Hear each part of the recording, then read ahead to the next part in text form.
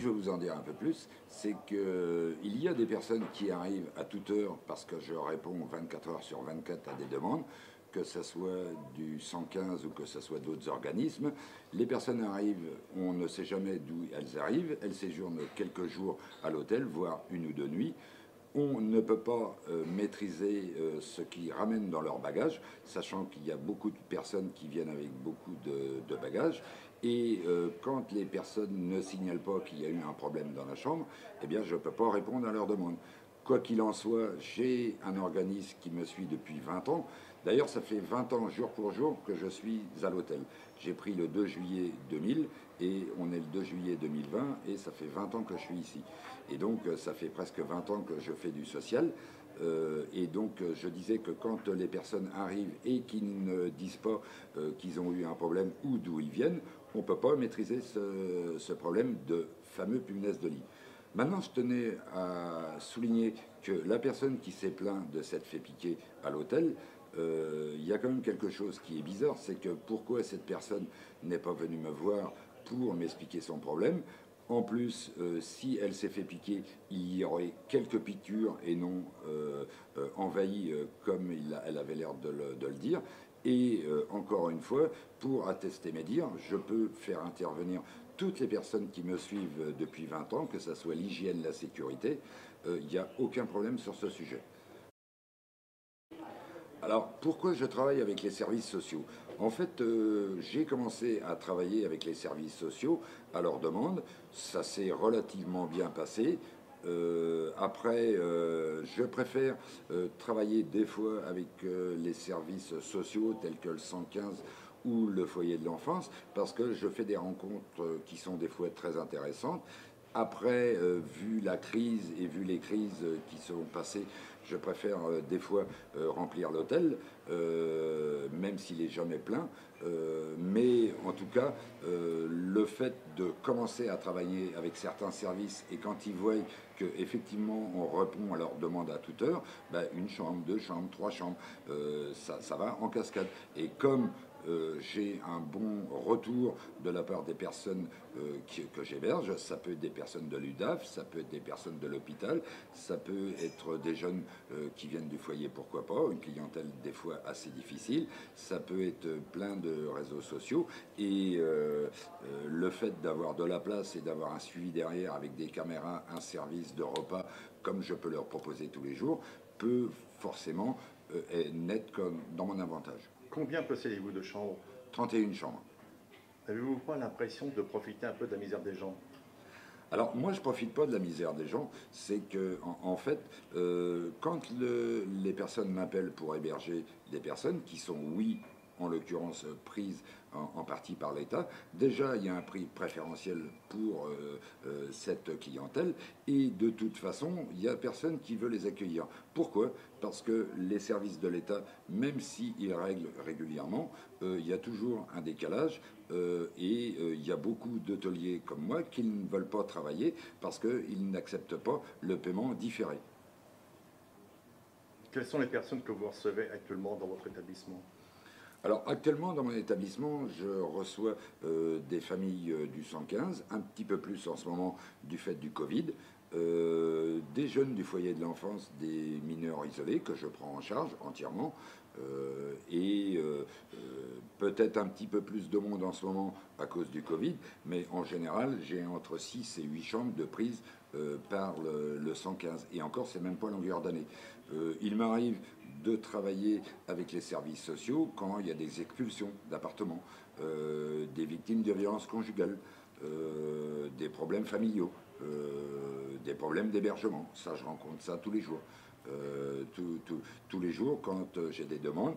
Donc je me renseigne à mon niveau, savoir si pourquoi ils sont là, si c'est pas indiscret, et je les prends en charge. Alors ça peut être une journée, ça peut être 2 jours, ça peut être plus, mais encore une fois, le fait d'être rémunéré par l'État à moindre coût me permet de faire face à des difficultés que tous les hôteliers restaurateurs peuvent rencontrer. Moi, par exemple, v'là 2 ans, ils ont fermé le parking anciennement de la Cernam sans me prévenir directement, alors que je suis ici depuis 20 ans. De 90 couverts, on est tombé à 30. Ça veut dire 9 personnes employées qui étaient menacées de leur emploi.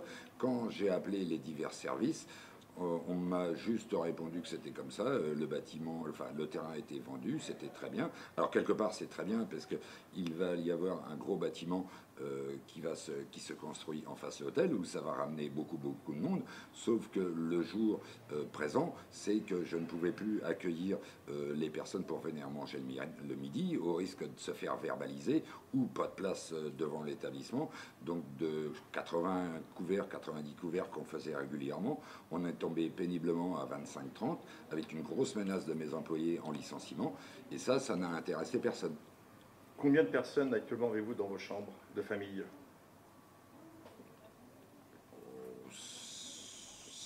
8-9 chambres de prise, quoi. Il faudrait que je fasse le compte exact, mais 8-9 chambres de prise sur 31 chambres. Et du personnel pour l'entretien? Bien sûr. Il y a en moyenne 3 personnes pour entretenir les chambres, pas à 35 heures, mais j'ai en moyenne 3 personnes qui entretiennent mes chambres, que ce soit le nettoyage, le lavage des draps, l'assainissement dans certains cas.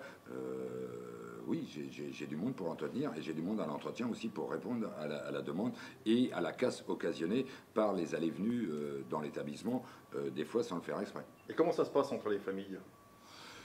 Ça se passe relativement bien, parce que c'est souvent de même ethnie, et même quand ils ne sont pas de même ethnie, ils sont tous dans la même galère, si je puis dire. Donc le fait qu'ils soient logés à l'hôtel, alors je dis pas que c'est... l'apothéose n'est pas le terme.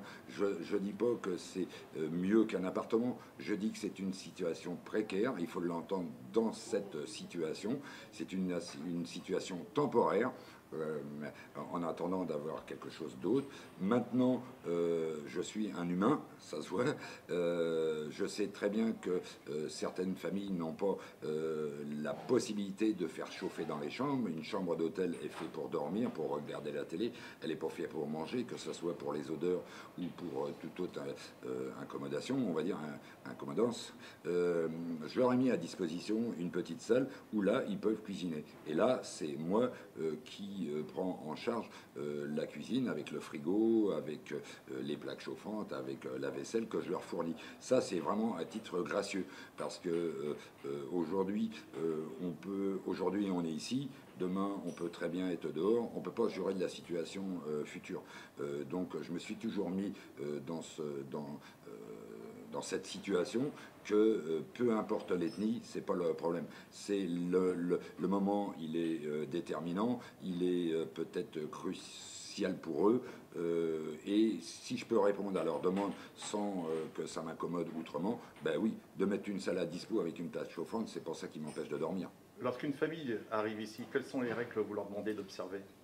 Alors, lorsqu'une famille arrive ici, je leur demande alors je leur dis clairement qu'il n'y a pas de problème d'ethnie ici, ou alors de toute façon je ne les accepte pas. Après, je leur dis que les règles de l'hôtel sont très simples, c'est eux et eux seuls qui sont hébergés. En aucun cas je veux voir qui que ce soit venir rentrer à l'hôtel qui n'est pas de l'hôtel, qui est plus ou moins respecté pour diverses raisons. Parce que je ne peux pas maîtriser les allées-venues de personnes qui ne sont pas logées chez moi. Je peux maîtriser les personnes qui sont logées parce que j'ai un visuel, j'ai des caméras de surveillance partout, j'ai 5 caméras dans tout l'hôtel, 6 en tout même exactement, où j'arrive à surveiller les couloirs, j'arrive à surveiller le bar, j'arrive à surveiller l'entrée de la véranda puisque c'est une entrée indépendante. J'essaye de faire en sorte qu'il soit bien. Et donc les règles, c'est que vous êtes hébergé et vous seul. En aucun cas, je veux voir qui que ce soit venir vous voir parce qu'ils peuvent amener le Covid, puisqu'on est en plein dans le Covid-19. Ils peuvent ramener des bactéries, ils peuvent ramener des punaises de lit, ils peuvent ramener des cafards, même si je traite, ils peuvent. Il faut savoir que les punaises de lit, qui est vraiment la question actuelle, les punaises de lit, vous êtes très propre sur vous, vous avez un bagage avec des roulettes, une valise, la punaise de lit s'est mise sur la valise parce que vous avez été dans les hôpitaux, vous avez été dans un squat, vous avez été chez quelqu'un qui vous a rien dit ou qui ne le savait pas, vous l'avez ramené et à votre insu, vous le ramenez dans l'hôtel. Et quand on ne le signale pas, eh bien, ça peut prendre de l'ampleur. Et là, c'est beaucoup plus compliqué. D'où l'intérêt d'avoir des conventions avec celui qui me suit depuis 20 ans, en l'occurrence Pierre Santarelli de l'hygiène sartoise, qui est un très très bon technicien, même plus ingénieur, qui me fait le nécessaire pour traiter les chambres. C'est lourd financièrement, mais c'est la rançon de pouvoir continuer à travailler. Pourquoi acceptez-vous aujourd'hui de faire cette communication? Alors pourquoi j'accepte de faire cette communication? Parce que arrivé à 61 ans, comme je vous l'ai expliqué, ça fait 20 ans que je suis ici, j'ai rien à prouver. Ma cuisine, elle est transparente, ma salle, elle est transparente, mes repas, on sait que c'est du frais. J'ai rien à cacher sur ma façon de travailler. Se faire accuser de choses qui sont pas réelles, là, ça me dérange, plus que tout. J'ai un code d'honneur. Où j'ai encore mon code d'honneur en tête, la franchise, la diplomatie certainement, le respect de l'être humain, le respect d'autrui. J'ai un code d'honneur et ça me gêne. Moi, quand j'ai envie de dire quelque chose à quelqu'un, même si ça blesse, je le dis en face. Et qu'on m'attaque par derrière sur les réseaux sociaux en disant que l'hôtel il est insalubre, machin, des trucs comme ça, non, ça j'accepte pas. C'est plus ça qui me vexe que d'entendre parler que j'ai punaise. J'ai jamais dit que j'avais pas eu de punaise de lit à l'hôtel. Je ne l'ai jamais dit. J'ai simplement dit qu'il pouvait en y avoir. Maintenant, ces punaises, elles tombent pas du plafond. Elles viennent pas par le Saint-Esprit. Hein, elles viennent parce qu'on les a amenées. On les a véhiculées. Alors, est-ce que c'est une personne qui les a véhiculées sans le savoir et à ce moment-là, elle est excusée, si je peux employer externe. Elle ne sait pas, voilà, elle s'en va. Elle laisse derrière des punaises. Quelqu'un arrive, malheureusement se fait piquer. Maintenant, quand je suis pas au courant, je peux pas enrayer le problème.